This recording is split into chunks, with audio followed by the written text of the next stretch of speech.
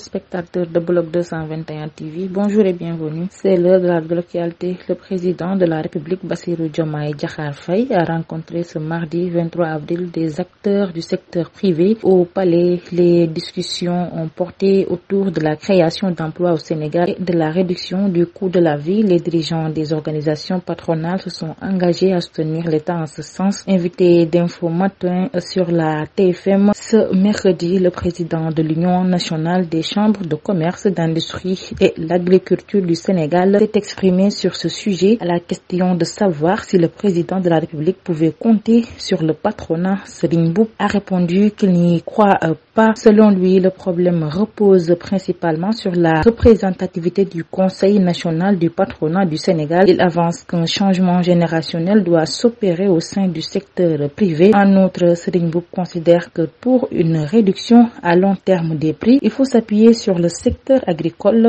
pour une autosuffisance alimentaire. Pour l'heure, la seule solution reste la subvention parce que les commerçants n'ont pas de marge de manœuvre, a-t-il laissé entendre. En tant que nouveau président du Sénégal, Bassirou Diomaye Faye a accordé sa première visite officielle aux guides religieux à Touba et à Tivaouane. Comme lui, Abdoulaye Wade et Macky Sall avaient fait de même après leurs élections à la tête du pays. Un message symbolique de la part de Bassirou Diomaye Faye pour montrer que malgré la volonté de rupture annoncée, l'importance accordée aux guides religieux reste intacte. Pourtant, avant cette visite du chef de l'État qui a finalement conforté les confréries, ces dernières avaient quelques réserves sur la posture du candidat de PASTEF. Selon Jeune Afrique, les dignitaires des principales confréries sénégalaises avaient peu goûté le silence de Bassirou Diomaye Faye à leur endroit. Ainsi, après sa victoire à la présidentielle du 24 mars, les dignitaires religieux mourides et tidjanes avaient fait passer le message auprès de son entourage, révèle le média. Le directeur général de la douane sénégalaise, Mbaye Ndiaye, a publié un communiqué pour signaler l'importance de la déclaration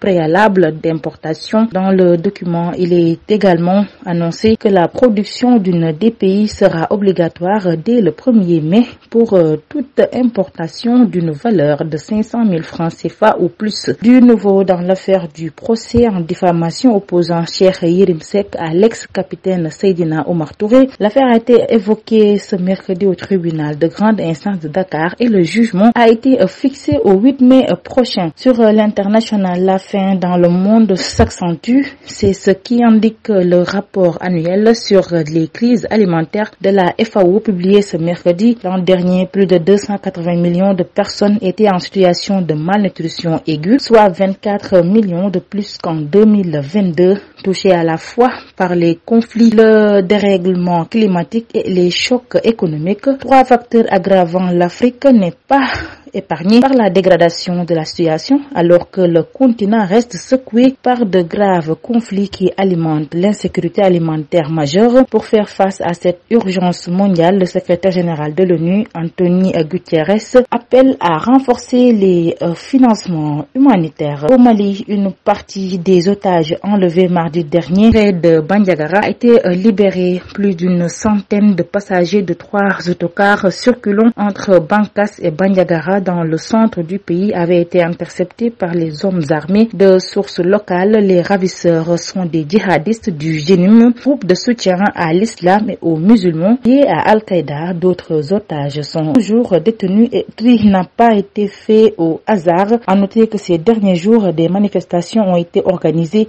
dans plusieurs localités de la zone pour demander aux autorités de transition de s'impliquer davantage afin de libérer les otages et de sécuriser cette route nationale 15 régulièrement attaquée par les djihadistes. Ce mercredi matin, la circulation a de nouveau été bloquée par des jeunes habitants de Bankas en signe de protestation. Le président ukrainien Vladimir Zelensky a affirmé ce mercredi que 16 enfants ukrainiens qui avaient été transférés de force en Russie ont pu retrouver leur famille. La Russie ayant annoncé plus tôt dans la journée un échange entre Moscou et Kiev en évoquant un nombre de mineurs plus élevé que son homologue à Kiev. Un échange de 48 enfants dont 29 retourneraient en Ukraine. C'était tout pour aujourd'hui.